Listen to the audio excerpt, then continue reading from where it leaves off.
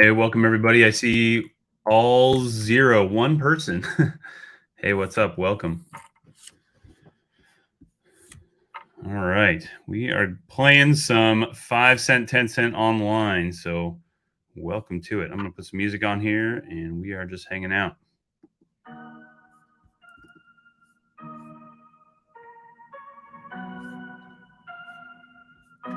Let's see. Let's fold.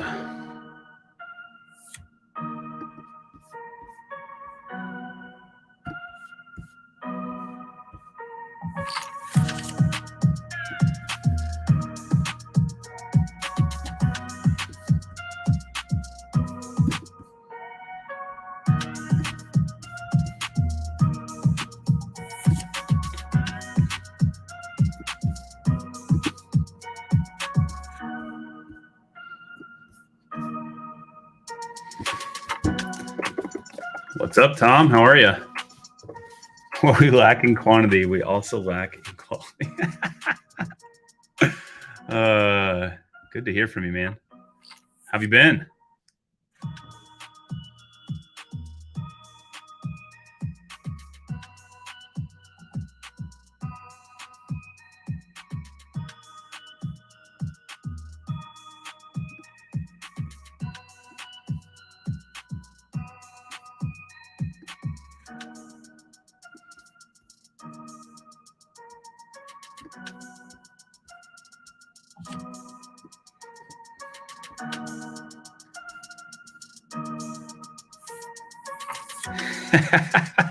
I've discovered YouTube emojis.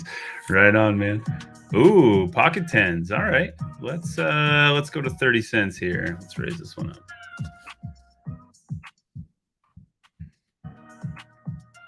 Things are good, man. Truly the future is glorious. Tom, you're the man. Things are good. Yeah. First time trying this stream thing out is interesting, but yeah, things are good. We just took the kids, we went bowling for Titus's birthday. For my son's birthday. He just turned 8.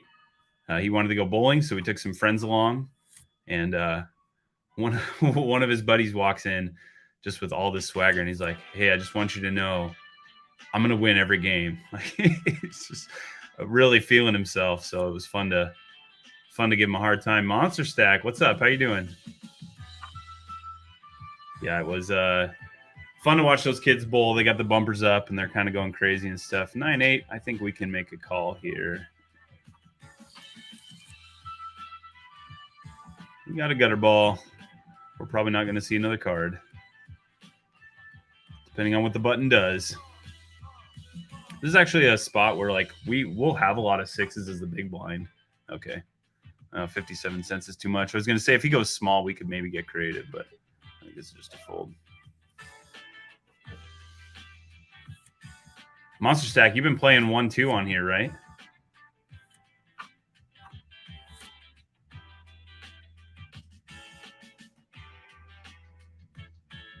King 3 in the small blind. That's a straight fold.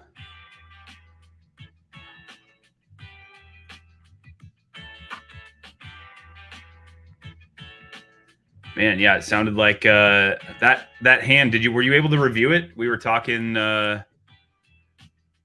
You had one the other day where you made the fold with the ace king. Did you end up figuring out what he had?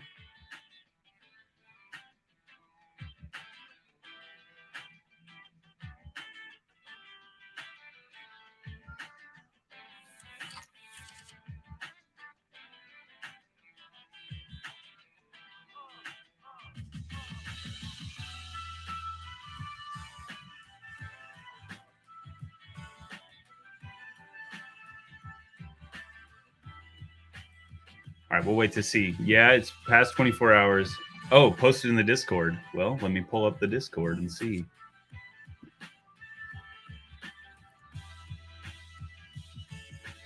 All right, so that's right. The hearts come in on the turn, and he ends up having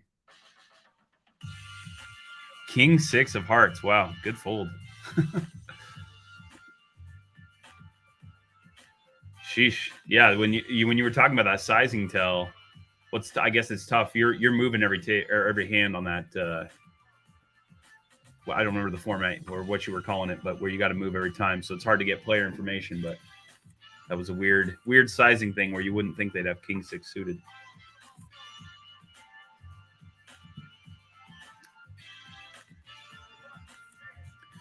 All right, this is still below our opening range, the 5-6 offsuit, so we're going to get rid of it. By the way, I've never played on here while trying to think about being live, so you might see some weird things. I might make some mistakes. I've never been this distracted before, so 6x pre-flop is just random buttons. Oh, yeah. Yeah, that's kind of what I'm wondering. Like 6x on an open. How often do you see that? Monster Stack, you're on there quite a bit. How often do you see a 6x?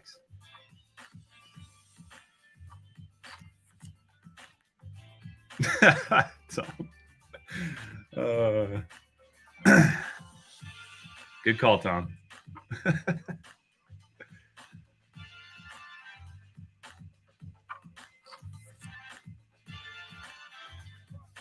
Talk about a sizing tell.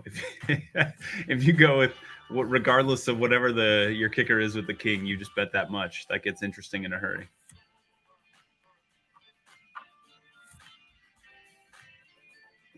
King 4, still card dead.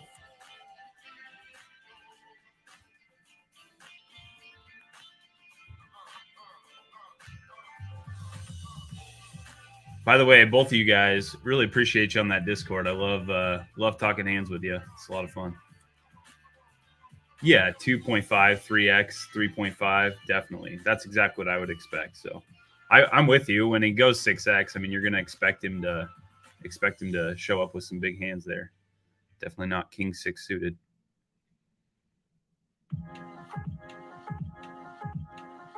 All right, so question for you guys. Is anybody following NFL stuff at all? Is that your world or not really? Free agency just got started.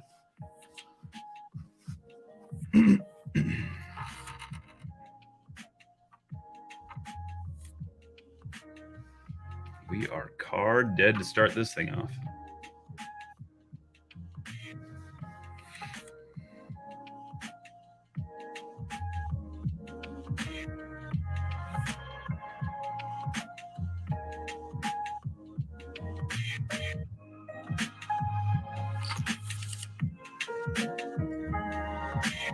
Oh man, Chargers fan, huh? I like it. Man, how does it still feel like your team now that they moved, or does it just kind of feel weird like they left town but they didn't?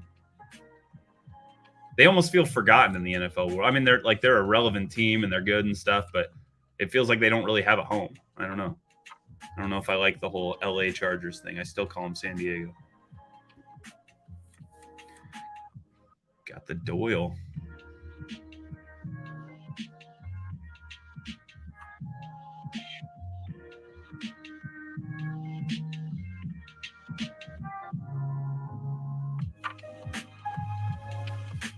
Tom, I don't know if you do Canadian football or not. I used to work with him. He just retired recently, but one of the guys I worked with forever, he was really big into Canadian football and would go up there for games and stuff.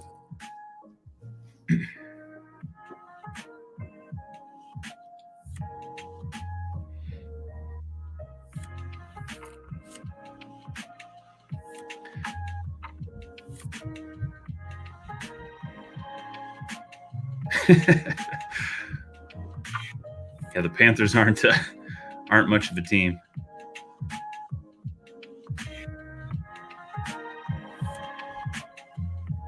Sure. Yeah, get some of those guys that end up moving around. Man, 410. We are just card dead. Yeah, Warren Moon. Right. There's some guys. So one of my managers at work went to Eastern and was a running back and stuff, and so he knows several of the guys who have moved up to the CFL to play, and so that's actually how my old coworker was Canadian, and then he used to play with a bunch of guys who played up there, so they would go travel together and see games and stuff. But yeah, you guys get some talent from time to time. What's the biggest name since Warren Moon though to go through the CFL? I don't really follow the CFL, but has there been anybody significant since then? Ooh, straight.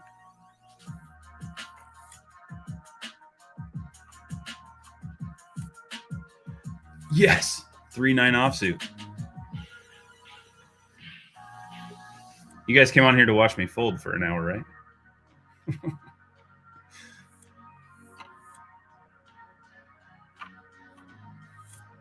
Okay, we got a hand we can play.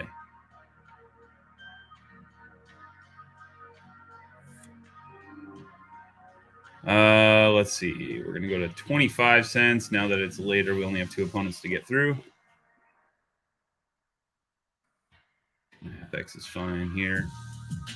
It's gonna incentivize our blind to call out of position. Let's see what he does. Nope, just folded. All right.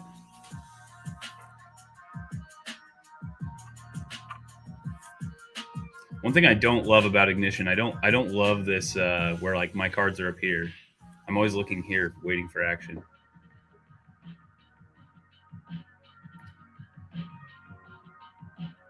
Oh, right, the Jags. Oh, you're right. You're right. I gotta say, I was kind of rooting for the Jags. They've been pretty fun to watch. I like the Chargers. I really like Austin Eckler, but I don't know. That team it seems like they just can't get over the hump for some reason. Does Doug Flutie count?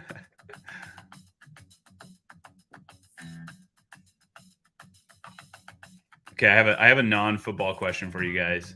And this might be a stupid thing to ask on here, but when I was we were we took the kids to the zoo in Sacramento, and I was just thinking about this, how like what the correct etiquette is. So you go into a public bathroom, right? And I used to, when I was younger, I felt like, man, I can't just like let a fart go here. But now in my older age, I don't know if I'm just becoming an old man, but I'm like, this is the place for it. I'm just gonna let them fly. And I remember I remember as a kid, like when other guys would walk in and just tear one off, that it was like, hey, what are you doing? So I know this is kind of a stupid thing to discuss, but what is your etiquette if you're walking up and you've got like you're at a game or something, you walk up to a big bunch of shared urinals? Is it fair game? Do you just let it fly, or do you try to find a place to take care of that business quietly elsewhere?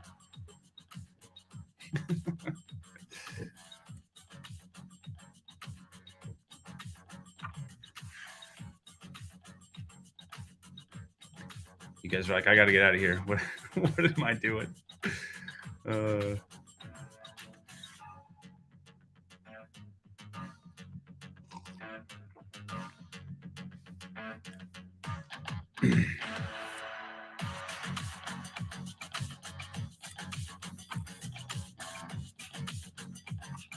All right, big blind, king 8.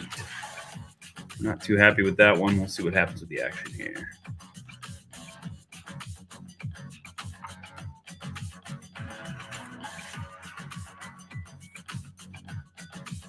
We're not calling a 30-cent under the gun razor, so we'll get out of the way for this one.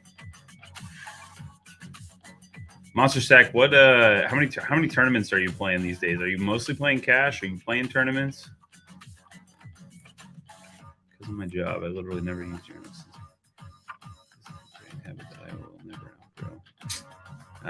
They have stalls for a reason, dude.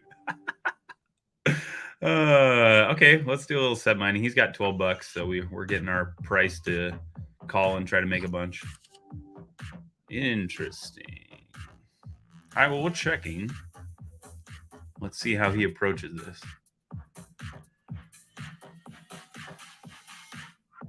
There's a decent chance we have the best hand right now. This is not a board he should connect with super hard, so I think we're calling if he makes a smallish bet. Okay, he checks back. That ace is not good for us.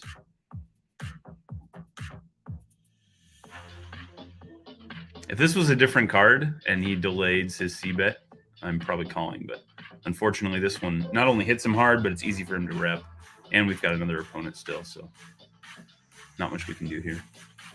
Like, if he has hearts, he's probably going to bet. If he has an ace, he's going to bet. We need him to have, like, queen jack or something. Even then, he's probably going to throw a bet out. Yeah. Unfortunately, we're done here. Chases it. Okay, 2-10. So it wouldn't have mattered.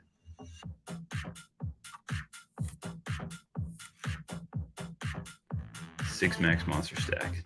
Okay, cool. Nice. All right, Jack 10 offsuit. Not a strong hand, but strong enough to open if it folds to us. Nope, and we're folding.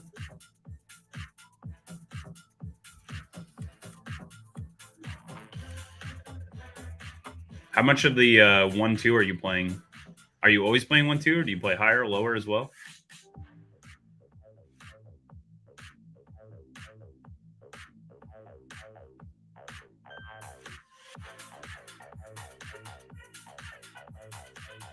Ah, thank you. So much better. Appreciate you. That helps. Oh, it's on us. Let's see. I am folding Jack 7 suited. If we were here, I would open.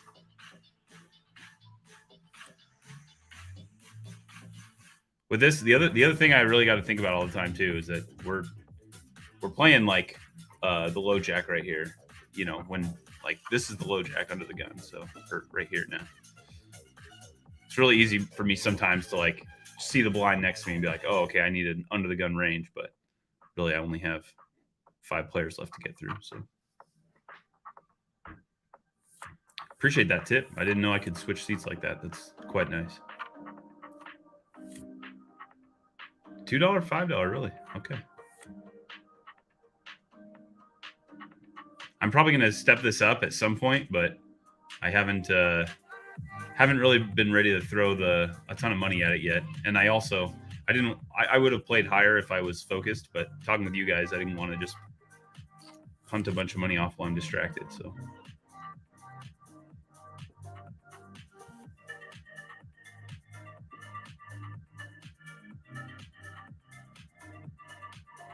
How do you manage Monster Stack? How are you managing your bankroll with this thing? Like, do you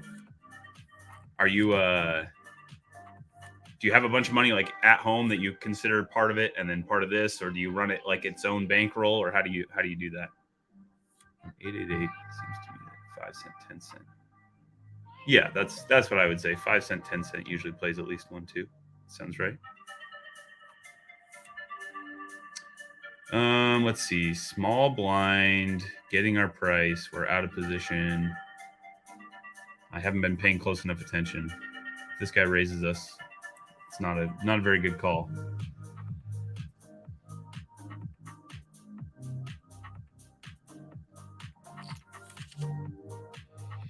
Okay, we'll just check. That's not a very good flop for us.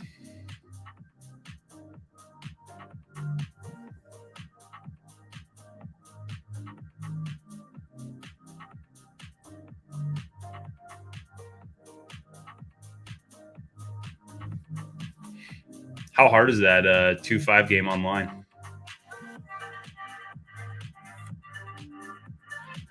I'll fold for 10 cents. I got nothing here. I'm asking you too many questions. I'm firing a question at you and then following it immediately before you have a chance to answer the first one.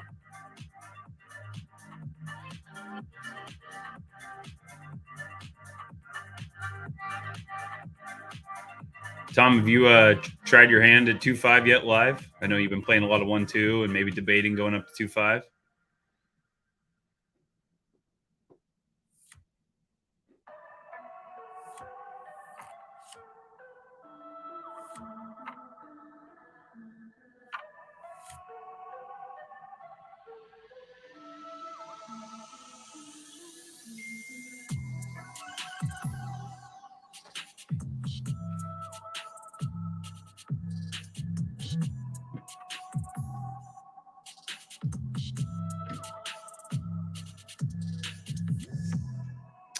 We got another easy fold.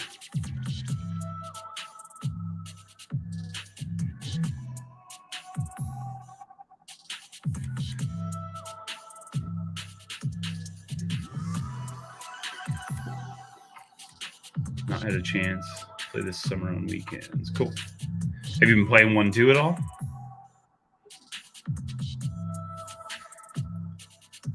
Fractional banker for online, yeah. To avoid punting your entire life savings. Yeah, that's true. I don't I tend to just play this small stuff mostly for the reps, not really to make money. It's mostly just a chance to access a game when I don't have time to go anywhere or go to the casino. Now that I can do this with you guys, I mean, I might start doing it a lot more. It's actually pretty fun to just sit in here and hang out. But have played some 1-2, but generally the 2-5 runs weekends and evenings. Gotcha. How's your 1-2 been for you?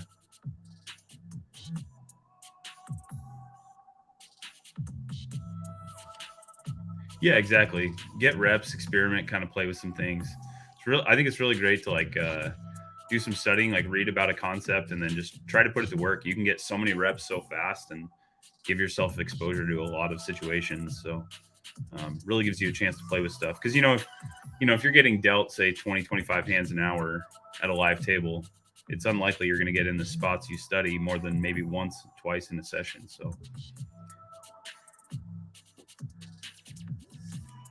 live 2-5, 5-10, and 10-20. Okay.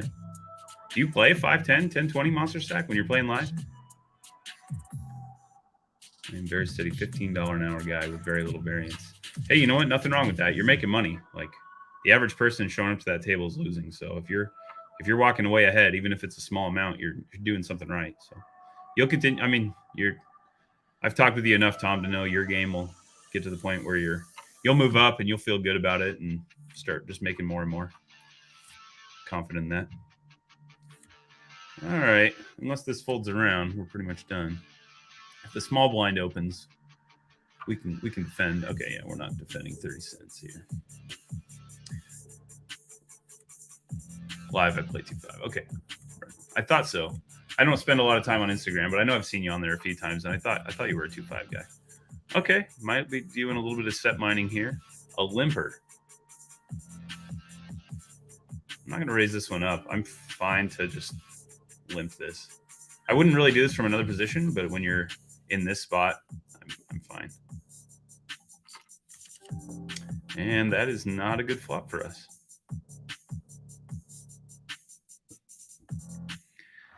All right, so our path to victory here is everyone has missed. They all have the wrong suit and no draws. No one hits a pair along the way, and it checks the entire way down. Bigger limits in Detroit and in USD. Oh, do you have to go to Detroit to play higher? You can't play in Canada at a higher stake than 1-2? 20 cents. That's enough to get rid of me. I thought, if I remember right, I thought you had said you were waiting for things to open back up with the border and stuff, but it's been a minute, so I might be remembering that wrong.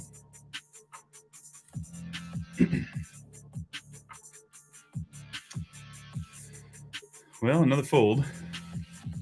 2-5 in Windsor is the highest. Oh, okay. But that only runs weekends or something? Is that what you're saying?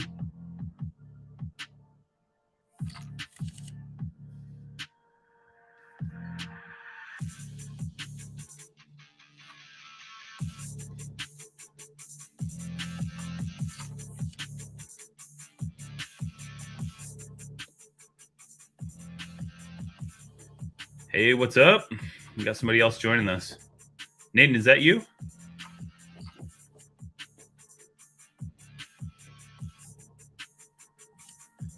Mostly weekends and evenings, right on.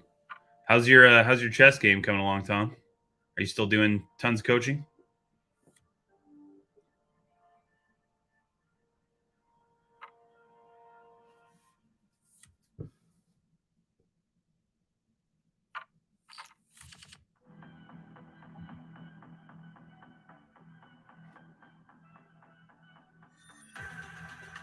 STBX No Life, welcome, man.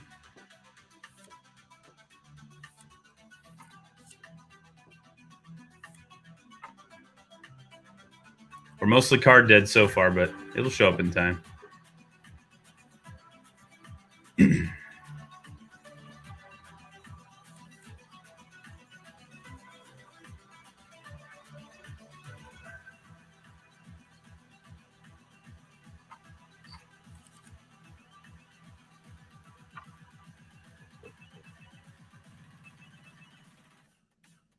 Wow, that's cool. What is it? What's the process to become a grandmaster? I don't know what that involves.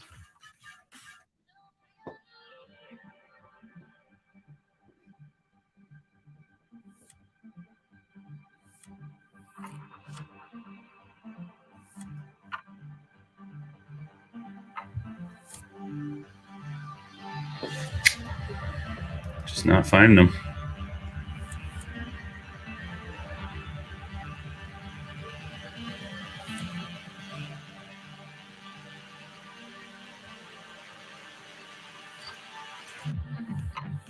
I would imagine there's a lot to it. I don't know. You have to beat like a certain level or so many hours against win a competition. I have no idea.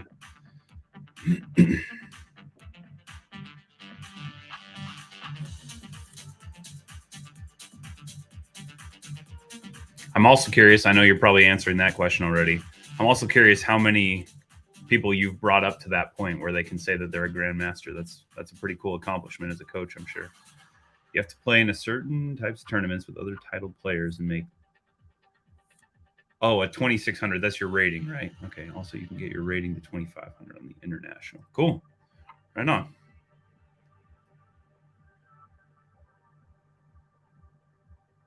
And I love playing chess. I haven't played in a long time, but it sure is a fun game. I used to play on the chess.com or whatever all the time, where you get to make a move a day. That was really fun. It got to the point where I was like not studying poker because I was studying chess too much. And that's when I gave it up. I think they go well together if you have the time for it. It just gets your mind really thinking about problem solving a lot, finding creative ways to get out of stuff and make moves. In his case, he has 2,600. He needs 2 more. Okay. Okay, cool. Do you have to win at 2,600? Or you just have to make it up to that point and kind of hold it and make appearances? By far my strongest.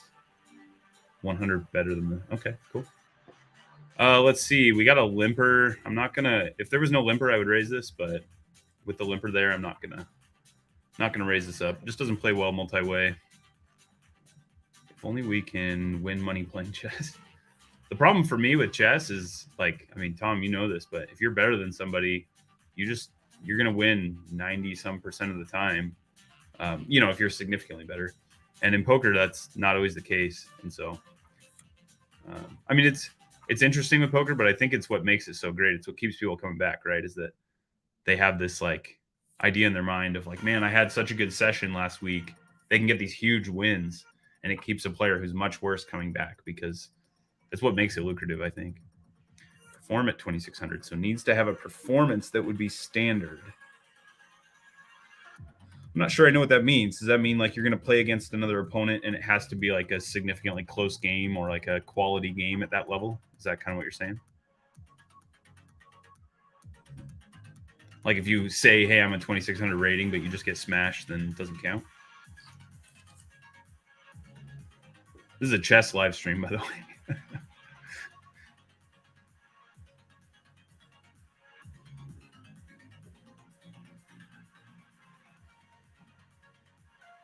Okay, I have another question for you guys too. It's sports related as well, but are you guys March Madness? Are you into it? Are you excited? Who do you have to take it all? What do you think? So you play in a tournament and you make 4.5 out of 9. Man, I don't even know what 6-9 means. Houston, what's up? Jerry Harris is in the house. How you doing, Jerry? All right, we got an interesting one if it folds to us here. I would open this from the cutoff. Let's go to 30 cents.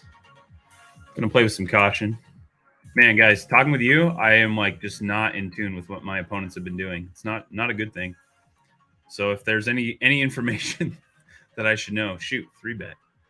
Darn. Well, this is not a hand we want to call a 3-bet with out of position against the guy who covers our stack. Unfortunate. That's interesting. If this guy was deeper, then it starts to get almost worthwhile, but still a fold. 6 points out of 9 games. Oh, wow. Okay. Interesting. Haven't followed too much basketball, but I'm familiar. Right on. Watching Lord of the Rings. Right on. Okay. I haven't seen that one in a bit. Good movie. That's our sick movie. Whenever we're not feeling well, we throw that one on. Baseball, football, and soccer. Right on. Who's your baseball team? Padres? You're a San Diego guy, through and through. Monster Stack. Oh yeah, World Baseball Classic. You've been following that? Wait. You're saying, Jerry? You're saying I should have called with that Ace Four suited?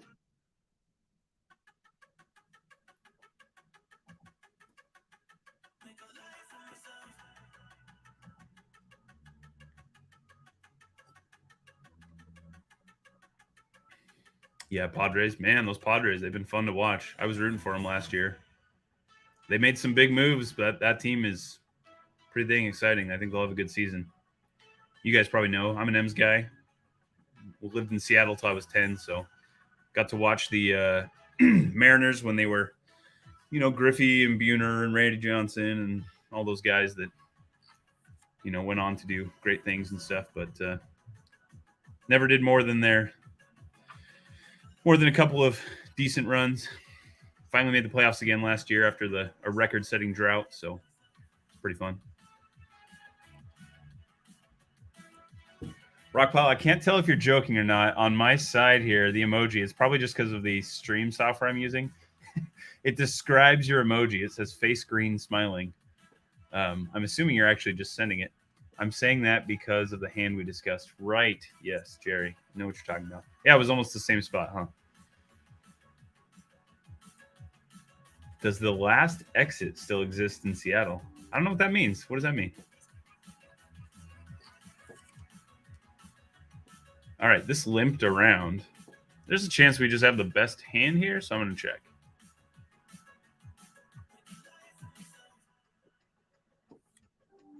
I'm not going to call out of position.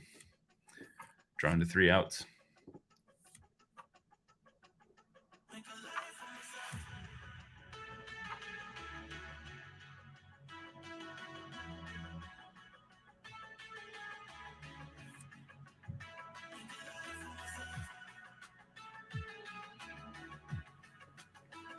Fairly famous cafe hangout in the 80s. Oh, man, I don't know.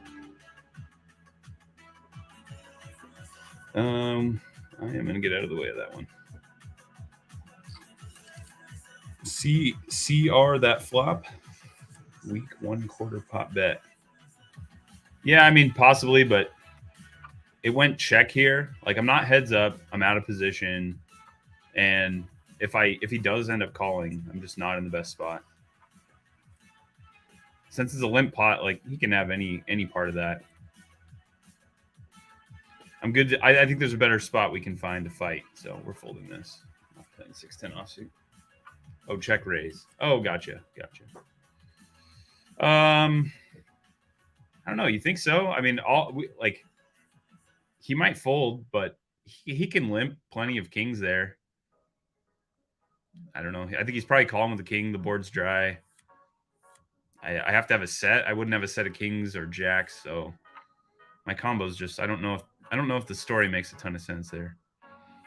Queen 10 offsuit. This is enough to make a raise. So let's go to 30 cents here. Guess with this guy sitting out. Yeah, no, we still got the button behind us. All right, we got a caller from out of position. That's a beautiful flop. We like that. We have to be aware that if he checks to us, he may choose to check raise. He may even donk this. I mean, this is one where if you have like clubs, yeah, that's funny. We're calling. We're not going anywhere. See what he does on this one. He's not going to have a ton of fives, I wouldn't think. He's calling out of position against me. Yeah, we'll stick around for one more card. Oh, that's a terrible card. Terrible card. Now he can go big. 59 cents. I mean, our odds are insane there. He's going to have some 10s when he takes this line. Ace 10. Better 10. All right. Well played, sir. Well played.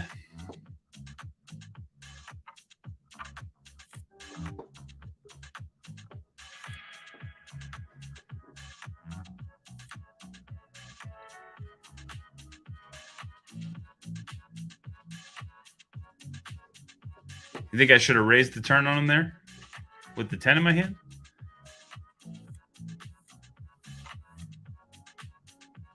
I don't know if I like that. No, I guess I don't, but I do need to reload, Tom.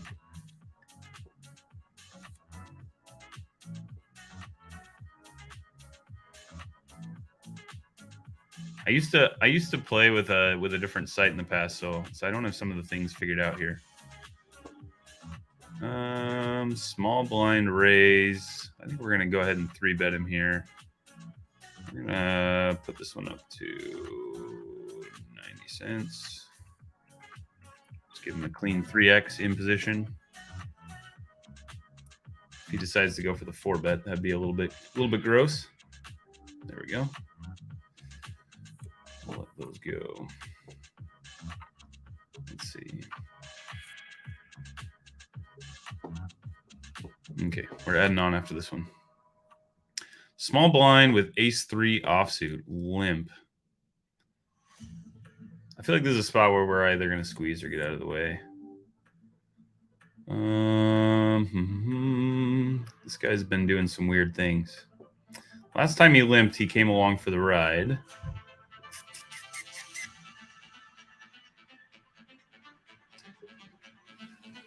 Don't love that. Don't love that.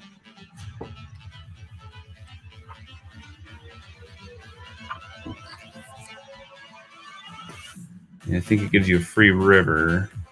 He checks river to you a lot by showdown.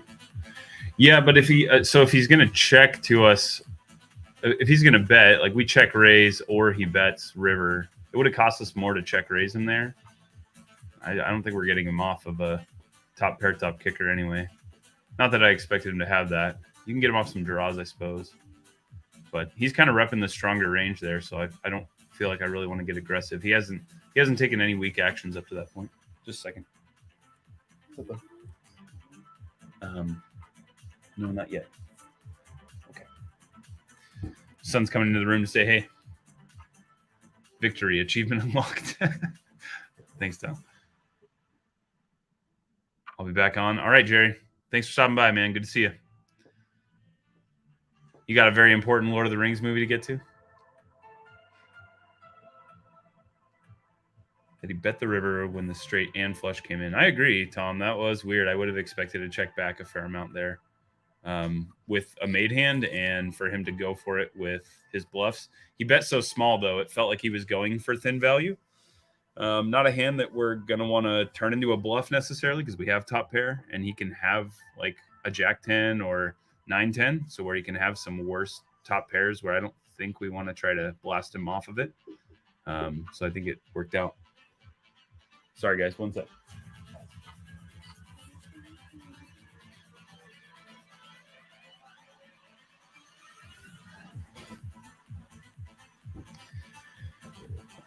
Okay. Let's see. Where were we? Oh, yeah. We were folding deuce 10.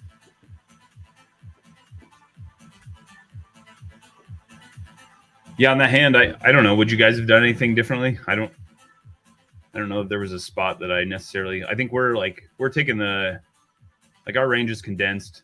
His is more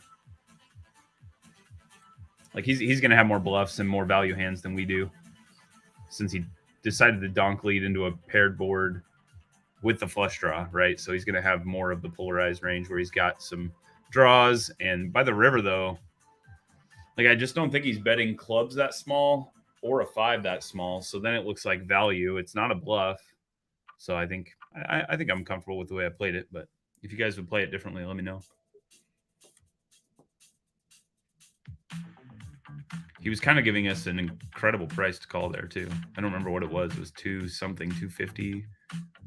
Getting like 5 to 1 on our money. Didn't have to be good there very often.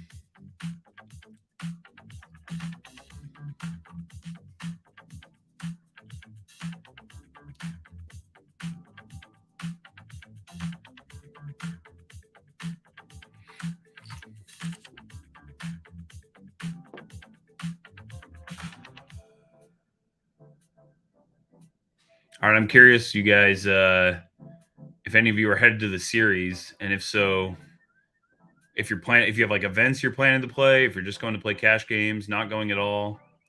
I'm still trying to make my plans, decide if I'm going or not. I'm not 100% in. Got to figure out vacation. He may have folded to a river raise, but who knows? Yeah, I mean, he may have, but I just don't think that's the hand we want to turn into a bluff necessarily. I think I'd rather have like I'd rather turn like pocket sixes into the bluff or something. I would have played as you did. Okay. Yeah, WSOP. Yep. Yeah, not baseball.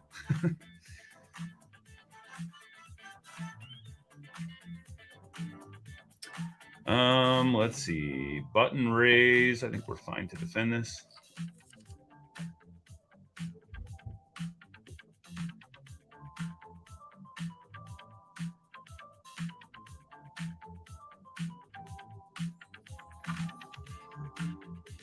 Pretty easy fold.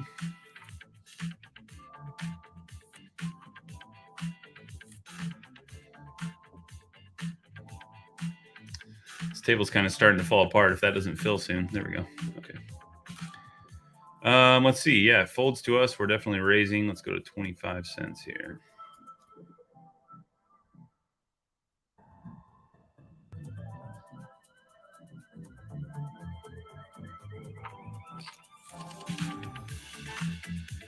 All right, so we've got clubs. This is fine for us. We block the club draw. You probably shouldn't have too much. I'm going to continue small here. Let's go 20 cents on this. We can have plenty of kings. We're happy to see an ace, a jack. We'd rather see a jack. A 9 gives us a gutter ball. Okay, we've got a gutter ball, so now we can press a little bit harder. I think I like going 55 cents on this card. And we're really looking for a jack, but I think this bet will get it done a fair amount of time. No, it does not. All right, I think we're going to check, give up.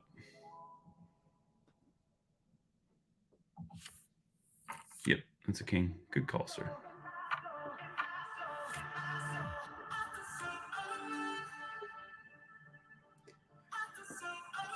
Let's see. I don't really play tournaments. I don't understand the strategy of them at all. Okay, gotcha. I'm probably going to go again.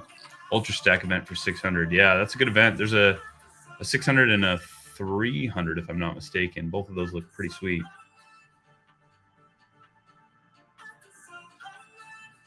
Those should be really big events too. That $600 buy-in. I mean, the 300 they're talking about. They said over 10,000 should show up. I think the 600 is not going to be that different. They did that at their 50 year. They did was it a $500 buy-in? I think, and it was like one of their biggest draws ever. So I think this is going to be pretty similar. Yeah, first $300 bracelet. Yep. That's going to be wild. Like, I want to go play. I'm not even a tournament guy, but I'm just like, man, WSOP event, $300 and a chance at a bracelet and a title and all that would be pretty cool. The field the positive variance you would need to get through a field that big, it would just be nuts, but it'd be fun to be a part of it. I feel like it'll be pretty historic. I think the only thing about it is if you're a part of that, the lines and the waiting and the chaos of those events are going to be a real factor. Also the grind. I mean, you're going to have to go days and days probably on that for that $300 buy-in, but it should be a lot of fun. I think I was looking at my schedule. I don't know that I can actually get down there at the right time for either of those. I'm not positive, but still trying to work out my work. I don't know if you guys bid your vacations or what, or how it works, but until we make this a full-time gig, I think we're stuck bidding vacation and trying to figure it out.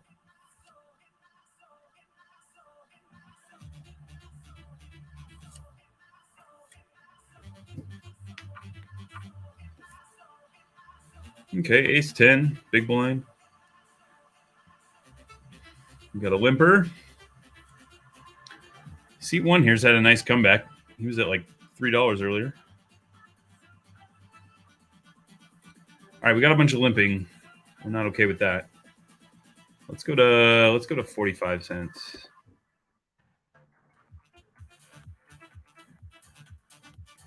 Nope, it's gonna call.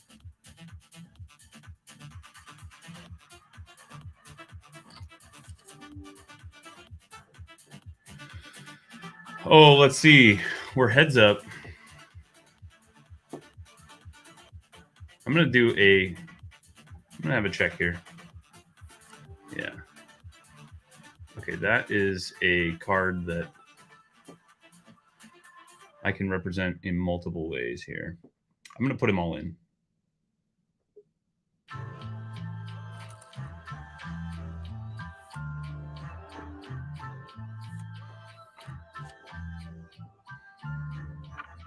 That was a pretty good turn for us. Reps a king, reps a flush. Okay, small blind. We got a limper. If this guy comes along, it's going to be hard not to throw 5 cents in there. Okay, 35. I'll get out of the way. So are you going to play just that 600 monster stack? Or are you playing the 300 too?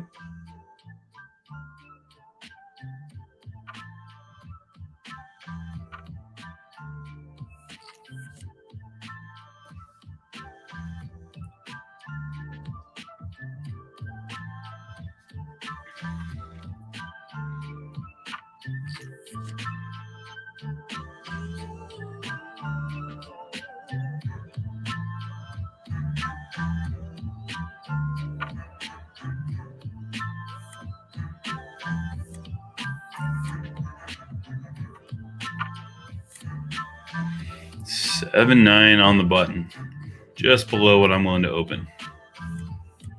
If this was 7.8 or 8.9, I would open it.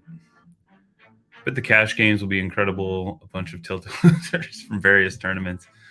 They're always fun. I think my favorite part of, like, I like walking in that room and playing the cash. You definitely get some guys, that are kind of on tilt from the tournaments, but for the most part, I think you get a pretty good mix of just tourists that are hanging out and guys who enjoy poker but don't even want to play tournaments. They just want to be a part of it. But I like sitting at the series and just having, tons of people from all around the world sitting at your table. And, last year I was down there sitting with a guy from Australia. I don't remember, was it Turkey? A guy from Turkey. It was just all over the world. It was cool. Really neat. Guy from England. And, guys from all over the nation. So that's what makes those games fun. You always end up having some interesting conversations and stuff. Met some of the most fun people there. Ooh, okay. Flipping it. Fours hold.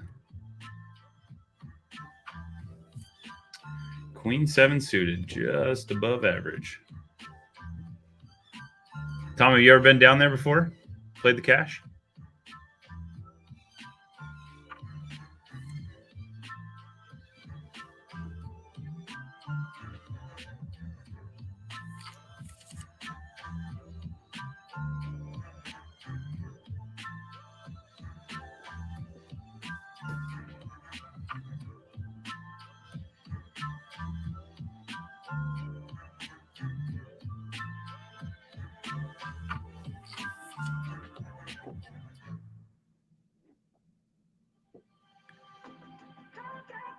Oh, in Vegas, but not during the series?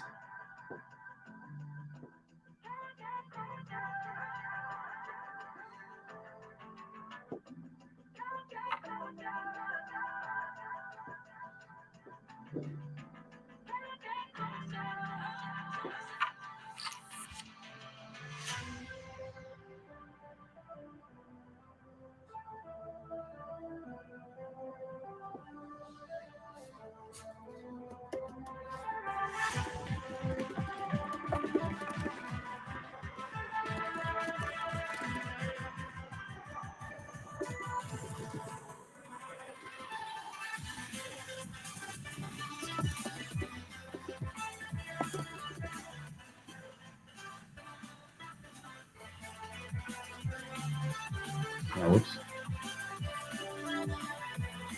King 7 offsuit in the fold.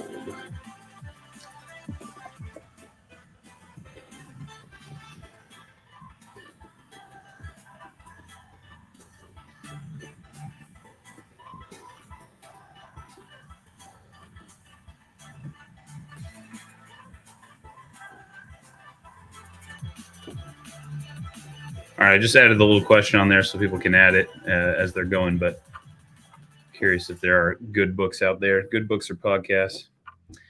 Let's see. Right, in Vegas, but not during WSP. Yeah, I've played the cash games over the last time I checked. They have no jackpots. That is true. That is absolutely true. Let's see. That's fold. Yeah, no jackpots, but I don't know. I think the action is good enough that I guess I'd prefer not to have the rate coming off the table for the jackpots anyway. So I'm okay with that for the most part. I have seen guys like hit a straight flush though, and it does feel a little anticlimactic that you get absolutely nothing for it. Yeah, poker books would be great. I'm always looking for kind of the next thing. I'm reading through. I like Every Hand Revealed, Gus Hansen. Interesting. I have not read that one. Is that strategy or is that more a hand history book? I think we'll make the call 260. We're not really getting the odds we need.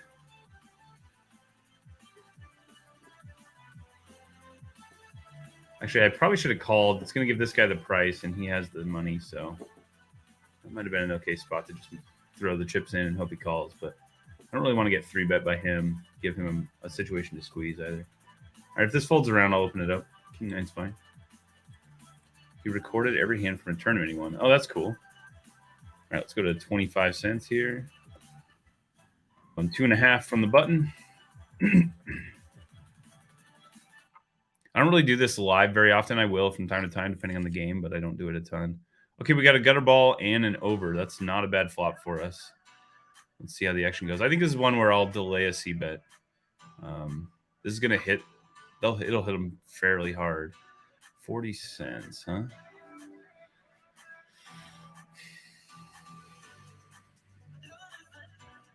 I blocked the straight. Interesting spot. Block the straight. Getting almost 4-1. Find a peel a card here. If the 8 shows up, we're in great shape. Oh, interesting. All right.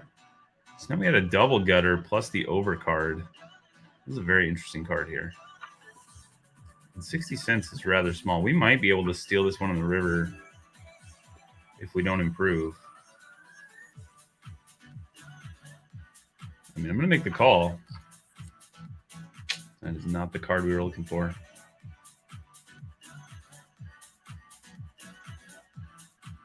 If this was a scary card, I think we could rep the bluff. Like if this was an ace of hearts, or yeah, we're just gonna have to fold this one.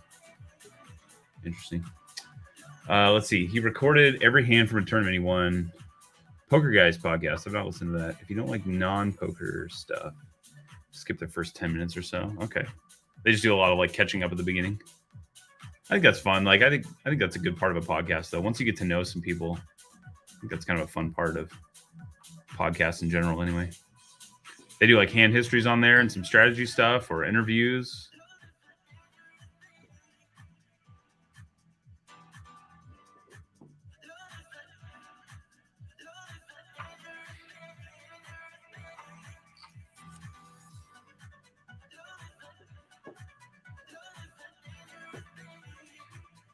Right now, I just found a book, the one I'm going through.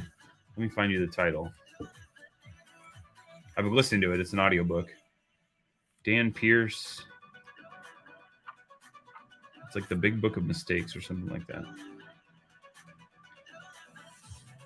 The Poker Stop It List.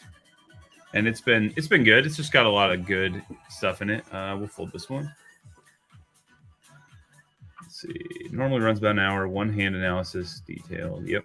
Yeah, from Portland, so you might run into them. Oh, okay. Right on. That's cool. I used to listen to the Thinking Poker podcast, and I really enjoyed that one. Andrew Brokus. I read his book. I actually got it right here next to me. His Play Optimal Poker. It's a good book if you like GTO theory and all that. So, but yeah, that Dan Pierce one, I think it's worth checking out. Has a lot of simple stuff in it, like nothing too crazy, but there's been a few good takeaways. I think probably the best the best takeaway, or the thing that I've used the most. I don't use it 100% of the time because I still think you need a little bit of nuance in there. But I've been using if I'm going to call a river bet, I'm just going to bet the amount that I would call. And like it does all the heavy lifting for you. You get raised by hands that would have beat you. You get folds out of the hands that weren't going to bet anyway. And occasionally you get called by worse. And sometimes you get called by better too, but you were going to call a bet if they bet. So it's actually been it's worked much better than I expected it to. Are we going to limp? We are limping. 5-8 offsuit. That is not our flop. Man, have we hit a flop hard yet tonight? I think we've had a top pair. I think that's all we've had so far.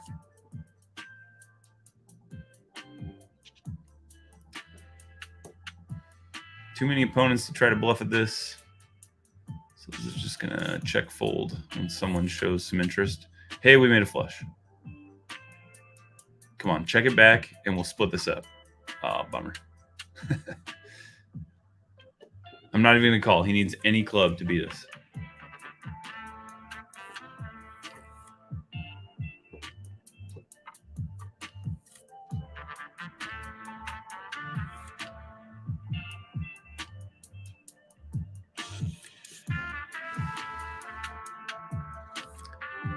How old is that Hansen book that you were talking about?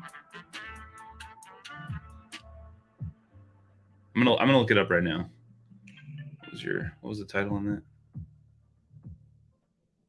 Every hand recorded. Every hand revealed. Let's see. Every hand revealed.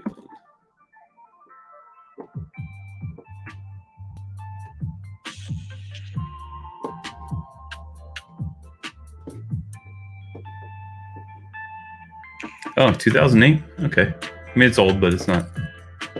It's probably not super relevant to today's game, but probably not terrible. The Hansen book is pretty old, yeah. I was never really a Gus Hansen guy. Did you follow Gus Hansen much?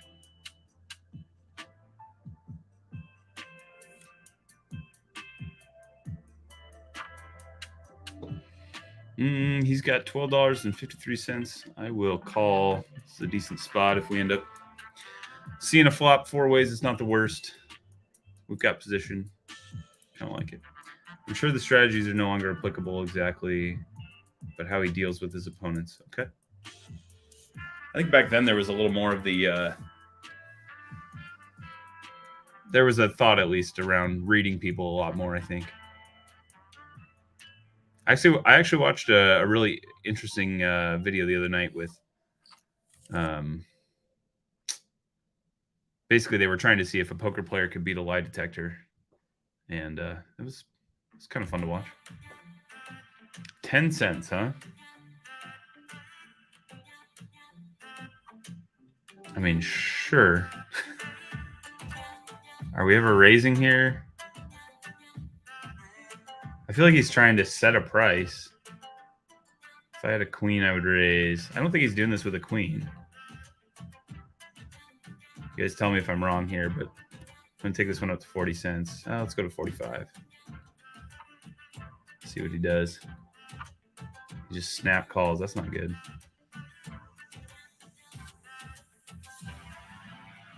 It's a weird amount to bet if you have a queen there.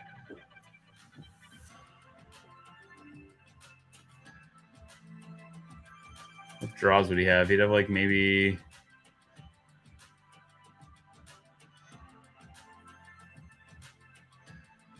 $2-4 or something, or like 4-6, open-ended. Just gonna check back. 30 cents. Ugh.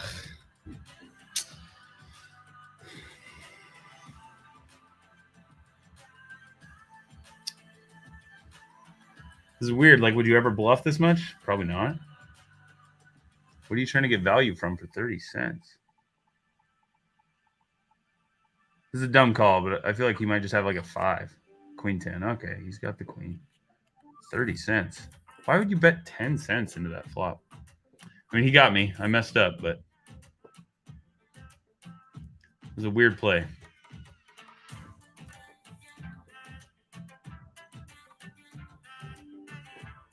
Let's take this one up. Let's go to 75 cents.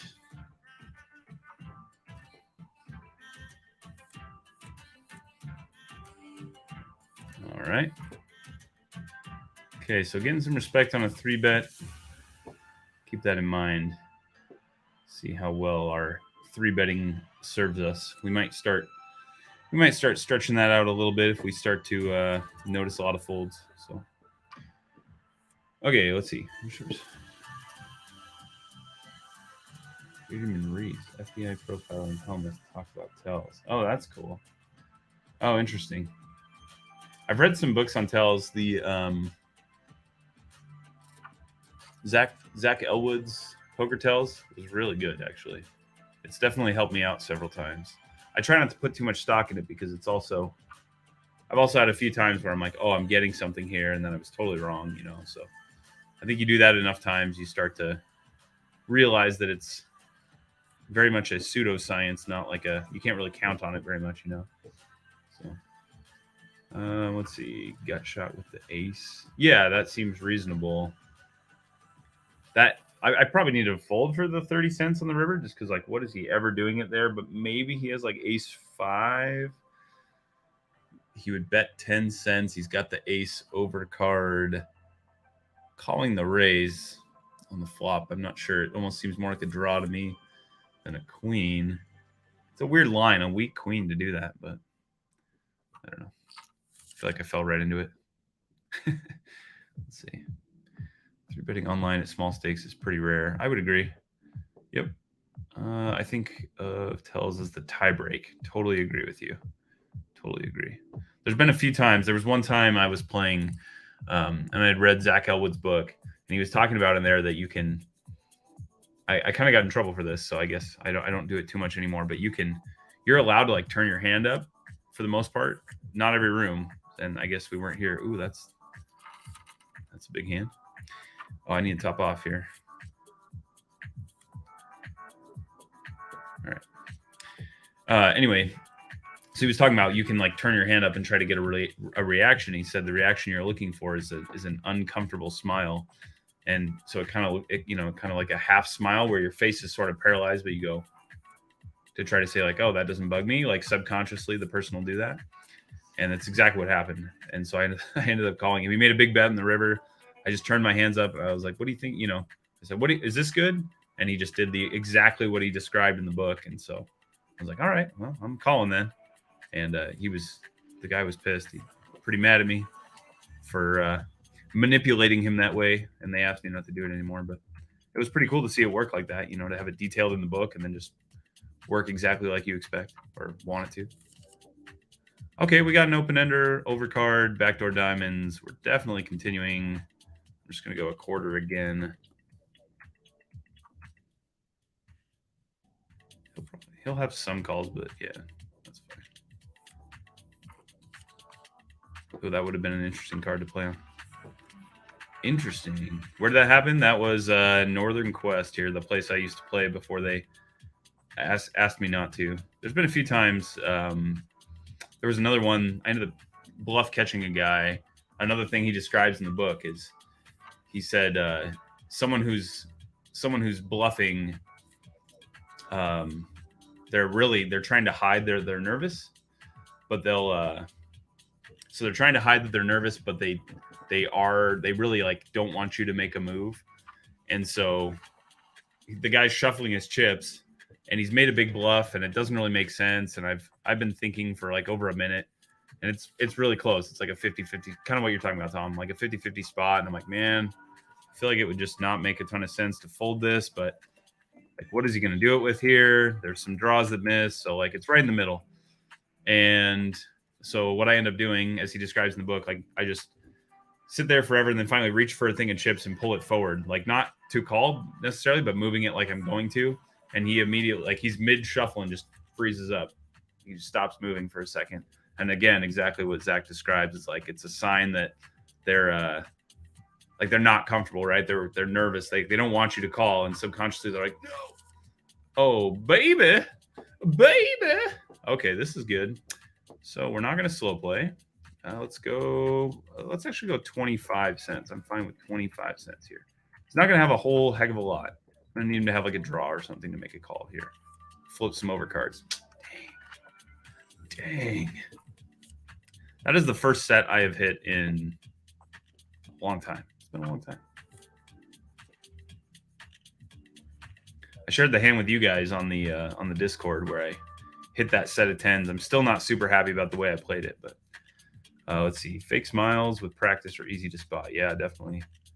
Fight, flight, freeze. Yep. Yeah, that was cool. Those were two of the most like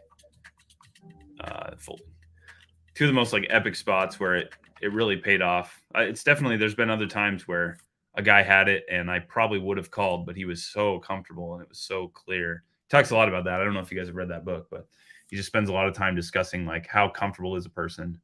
And when you look over and they're just smile, like they just feel so relaxed and like nothing in the world can bother them. I know we're out of position here. This guy covers us. We're getting good odds if we hit the flush or a straight. So that's not what we want to see. He's going to continue often. We have an over and backdoor hearts. Oh, 17 cents. We will stick around with ace high. That is not a good card for us. Now he bets big and we fold. Yep. Easy. All right. So they kicked you out of a poker club? No, I didn't get kicked out. They just came over and they're like, hey, you can't be manipulating your opponent like that. And, you know, you can't show your cards and you're in the middle of a hand. And I don't know. I don't really see why it's a problem to show them your cards. That's your decision. But some people they have their rules, I guess, you know, so went along with it. Okay, well, again, we have hit big. 10 cents. Let's go to have an ace. Bets 10. Bets another blocker bet. So let's make this one 80 cents.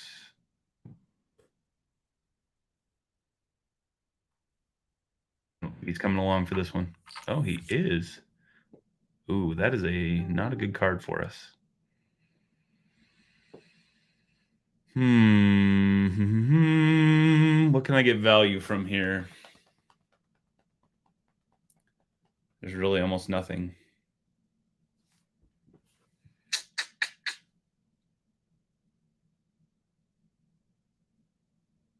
Like a smaller pocket pair, maybe.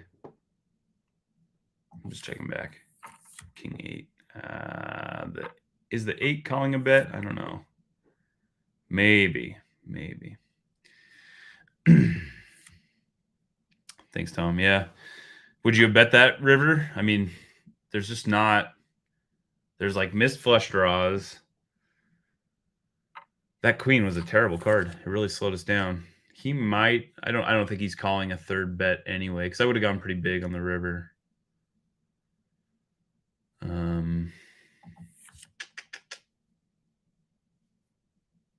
Let's see. He called out of the blinds. Yeah, I just don't know what all we can get unless he has like pocket nines or something. I just don't think there's too many hands we can really target that are going to be excited to make a call. There's not really worse aces because we're all playing the same board. So like the 8 becomes relevant. So I just don't think there's anything we can really bet and get some calls from like queens or other aces that are chopping, but I don't think we're getting called by anything else. I don't even know that pocket nines is going to stick around on a board that scary.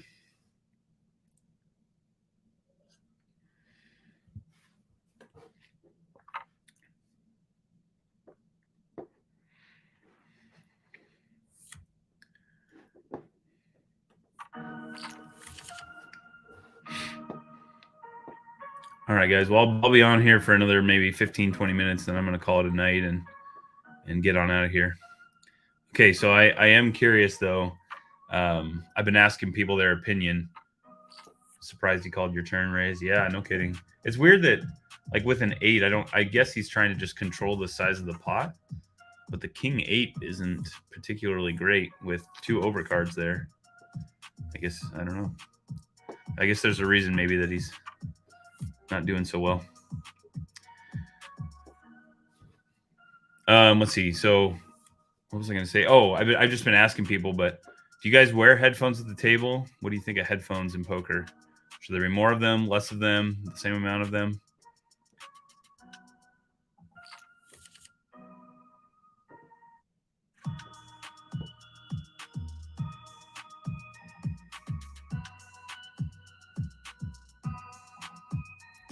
I used to bring headphones with me basically every time I played, and I would almost never use them. But when you got that like grumpy table where nobody would talk and nobody was fun to hang out with, I would throw them on and just listen to music until the table changed. But just curious. Yeah, never wear headphones. Yeah, I don't really either. I don't wear them. Yeah, I used to, and really almost never. I used them maybe one out of every 20 visits, and just got to the point where I'm like, you know what? I'll just deal with it when it's quiet at the table.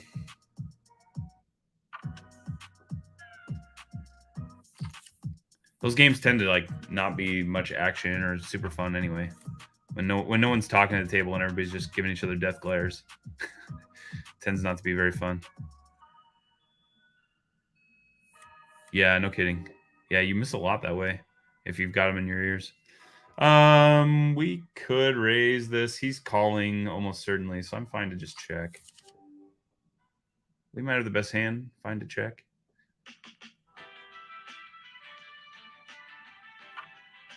$0.31. He overbets the pot. All right, well, that's fine. You can have it. Yo, what's going on? Jeremy's in the house. Color up. How you doing?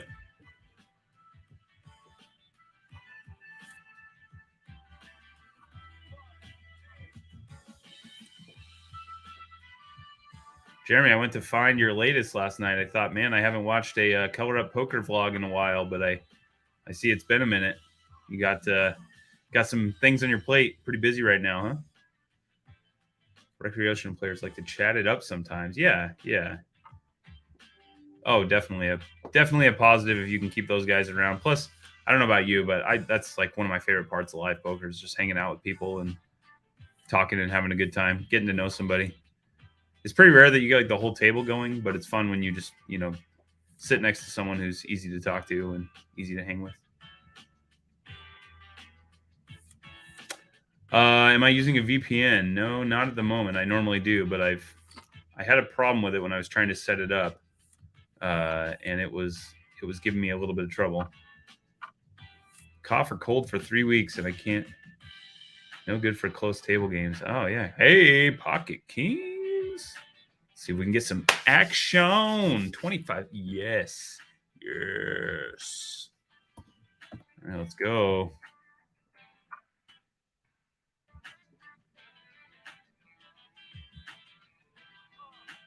This hand could be an interesting one. Well, sorry you've been feeling sick, man. That sucks.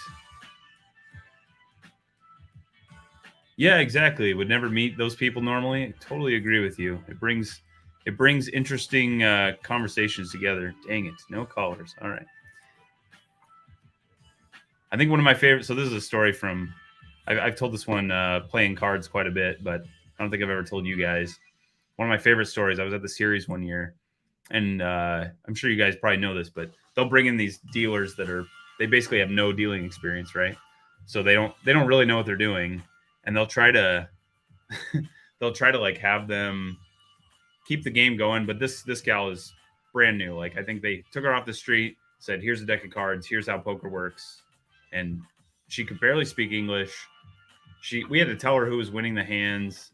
We chopped once, and she tried to take rake out of the chop. I mean, she just really didn't know how to deal poker, and it was really frustrating.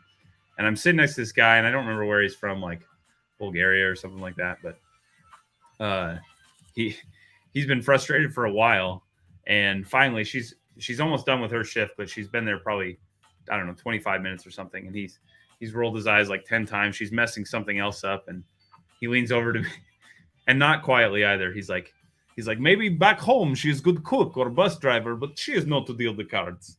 And and I don't even know if she understood it. Her English was really bad, but it was hilarious. Like I was laughing. I felt bad because if she did understand, I'm laughing super hard at it. But He caught me off guard. It was quite funny.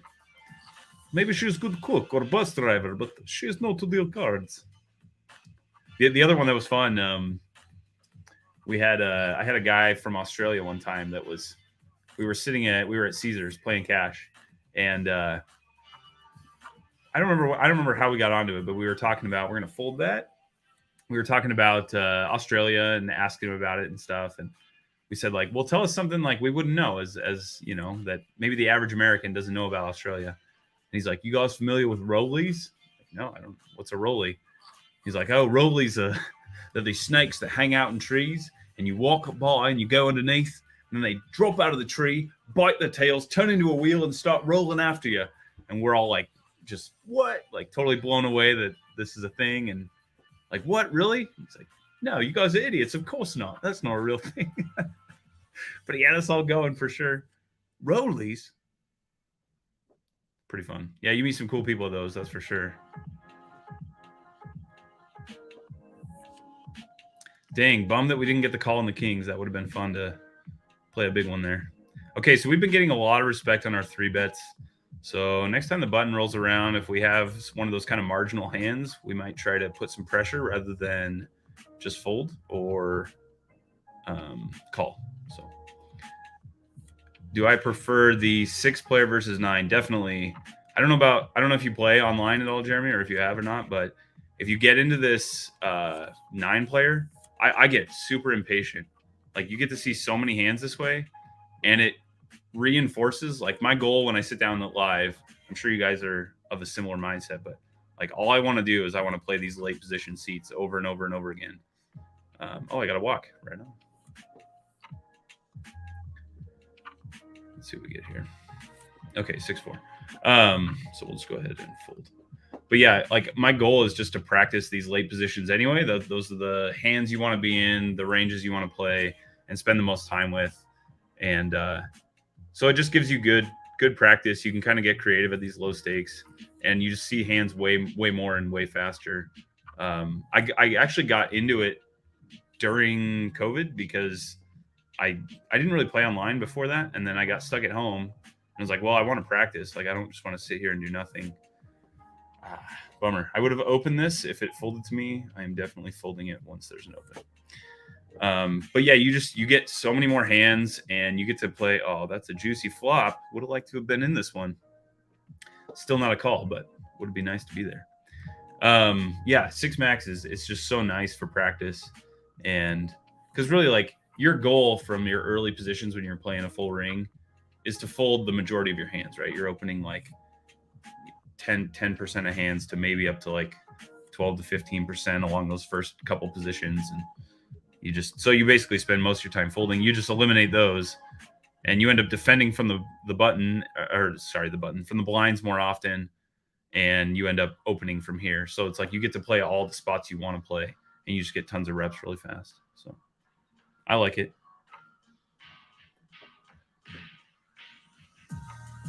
Jeremy, do you play online at all? I know being in Nevada, you have the option if you want.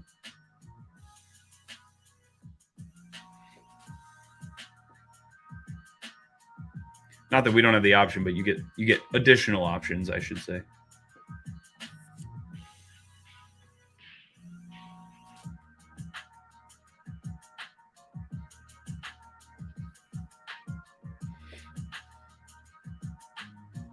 Yeah, WSOP Nevada. Yeah, definitely spend some time playing 6. Nice. What are your buy-ins on those tournaments?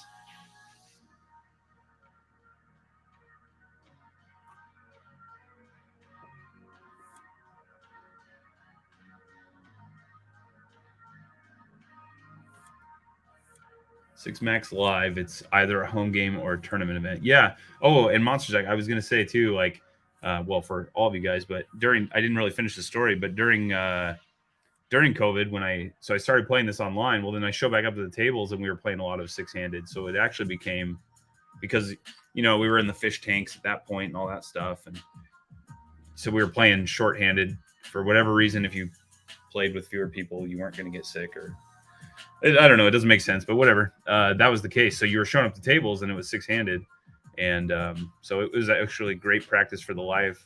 And I really enjoyed playing Six Max live. If they, I mean, it doesn't make sense for the casino, but I really enjoyed playing it when you could because again, you're playing live. You're seeing a ton more hands. You're playing them from all the relevant positions. You're getting to open up your game a little bit. It's fun. I kind of wish that was a regular thing to be able to show up and play live Six Max.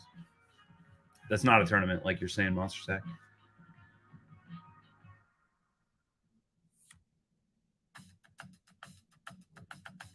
By the way, if you guys don't know, Jeremy, you've got some details, but you've got a.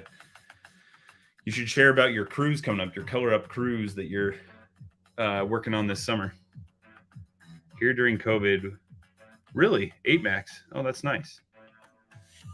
I think the best game during COVID that I found, if you went to Vegas and played Caesars, they had. I think technically it was like, okay, we're meeting the code, but they just had a little divider right here that was like tiny, and you could still like talk around it quite easily, and you kind of felt like you were still at a game. And I think they were seven-handed if I remember right, but I might be wrong. But that was one of the better games. Much better to get heads up or three-way pots instead of four. Totally agree with you. Totally, yeah, and lots more heads up action. Had some free rolls and some $10. Nice. What did you make? Did you make some money on your second place? I mean, obviously it's not much when you're playing for $10, but probably worth something, I would imagine.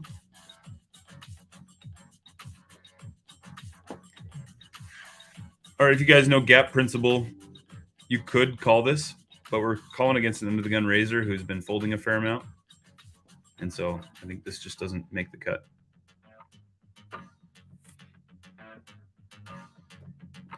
All right, King 3 offsuit from the small blind. We are getting rid of that one. I don't know if I finished the thought or not, Jeremy, but if you wanted to throw some promo down here in the comments so that people can hear about that cruise, you got a cool thing coming up. Feel free.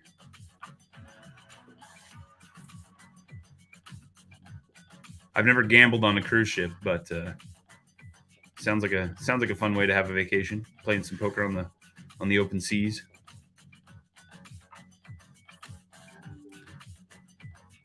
They varied 25 to 80 for those seconds. Wait, you play second multiple times? One was 25, one was 80? Interesting. All right, let's open this one up. It's a little on the low side, but we are in the cutoff. This is like the bottom of my opening range, but I'm going to open. We've ordered dice and poker on a ship. Absolutely. Sounds like a good time. Okay, so we're getting a fair amount of respect with our raises.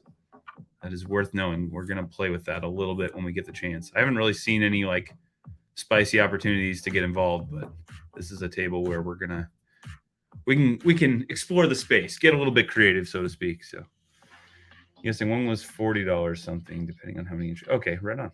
Cool.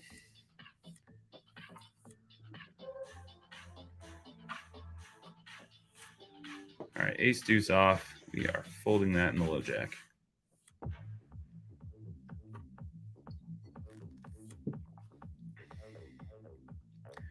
So are you all better now? Are you over your sickness, getting ready to get back to the tables and start playing some cards and some dice again?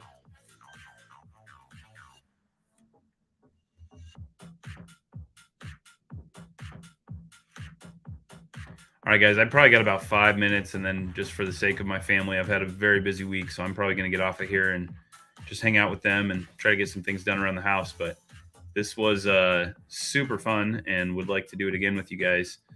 Would love to hear your thoughts. What should we do next time? How should we do this? What suggestions do you have? I am not a big live streamer. I'm going to defend this. This is defendable when it's a button open. This is actually a decent flop to check raise. Actually, I'm going to wait till the turn. If he bets, I'm going to call and then plan to check raise him on the turn. That is a huge bet. He bets full pot. Okay, we're going with it. We're going to get creative here. Perfect card. If he'll bet, we're going to fire. If he doesn't, we're going to hit him hard on the river.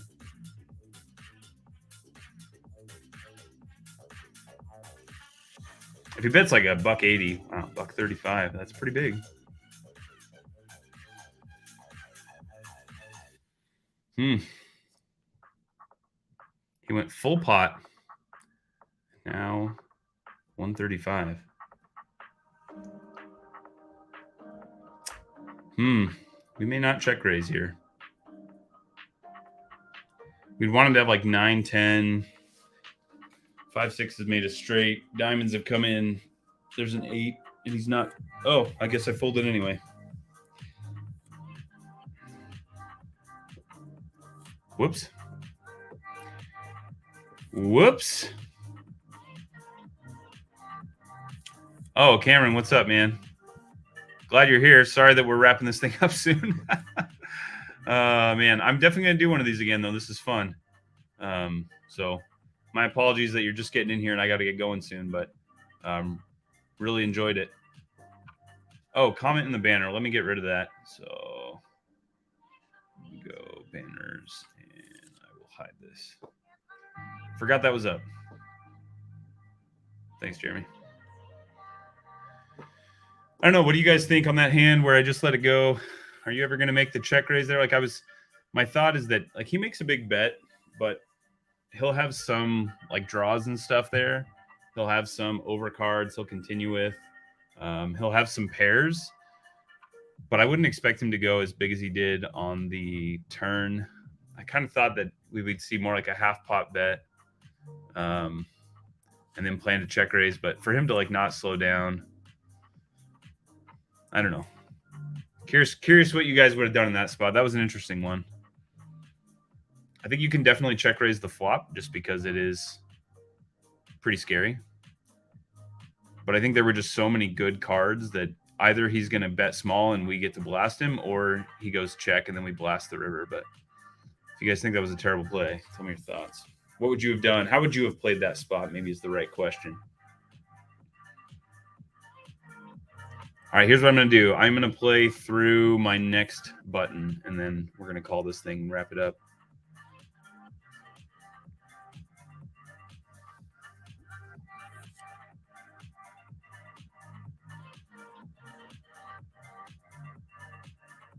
Have a diamond to do it. Yeah, that makes sense for sure.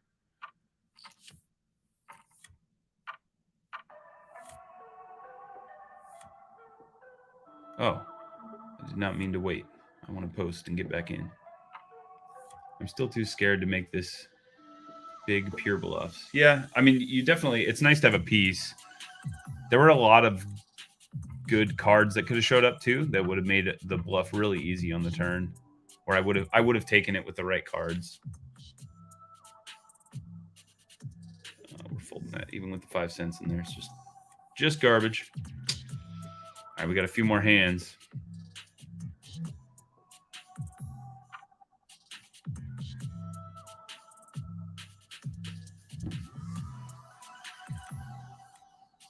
I think if he had gone smaller on the flop, I probably would have check raised, but I thought that was such a big bet that it might be better to allow more scary cards to come in, let him slow down, and then go.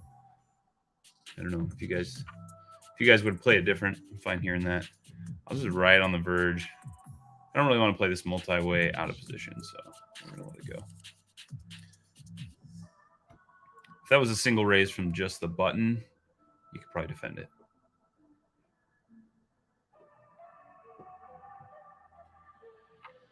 We're also not in a rush. We're not like playing a tournament or anything, so we don't have to over-defend. I was just rereading through, what is it, Play Optimal? No, Modern Poker Theory, and just looking at that chart again, showing how much money we lose on average by playing out of the blinds. And that was a good reminder that even great players are losing quite a bit of money out of the blinds. You're out of position. You have the least information. Even your good hands they under-realize. So just good reminders.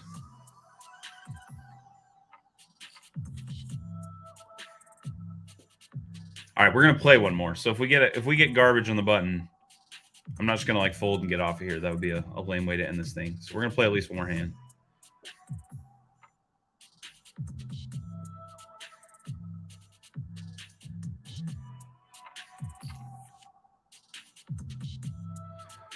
Any other thoughts you guys have for next time when we do this? Anything you would want to see or do differently? Or I'm going to try to just figure. I mean, this is my first time doing this, so I'm kind of testing the waters a little bit. But I'm going to try to continue to figure this thing out and try to do it more. It's a lot of fun. So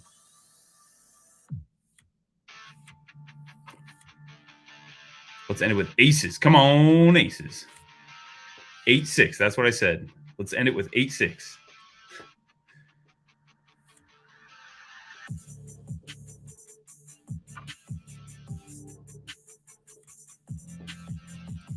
I hear 5 cent, 10 cent is about 1-2. I think that's about right. Yeah.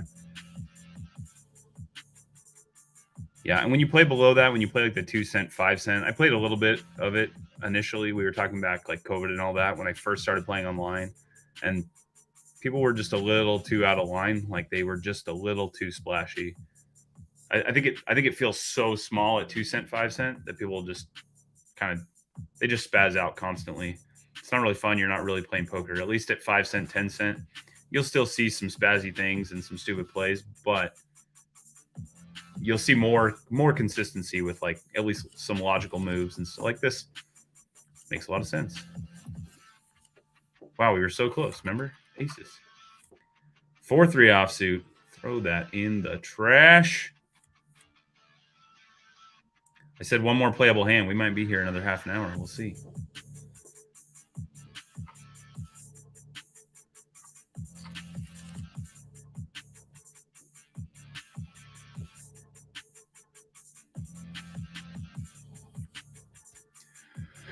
But yeah, I want to say for future streams, make sure your stream is on a long enough delay, if you can, as a means of preventing stream snipers from trying to cheat. Oh, that is a great point. Never even thought about that. I don't know how. Man, you'd have to be good to like pick up in an anonymous game, figure out which opponent it was, and that you were at the right table and all that. But yeah, I guess if they did, that's a relevant point. I don't really know how to change that, but I'll look that up. I appreciate it. Good thought. Yeah, if we come to find out that these guys are, I mean, it's good news. No one's actually watching this, right? No one's sniping it if no one's watching it. But that's a good thought for next time.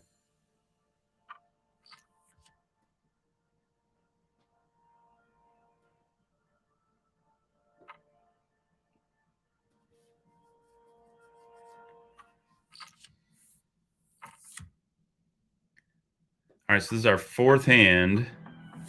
Okay, here we go. Final hand, ace king. It's go time.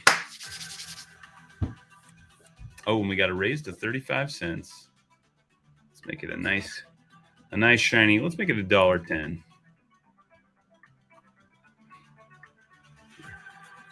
I think you can actually call here also, by the way.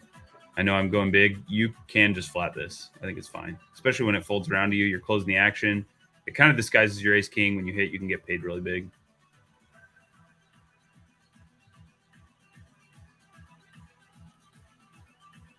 Is he going to blast off?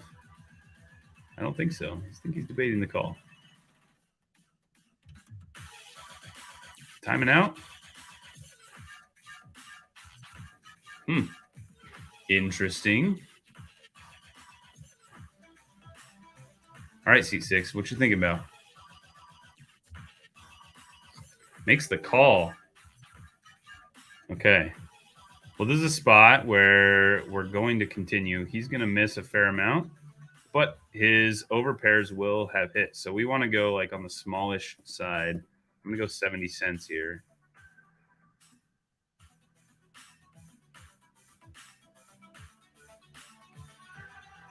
He's going to call us a fair amount, so we're probably going to need some help. But there's going to be some folds like, oh, he raises us. Well, that's not good.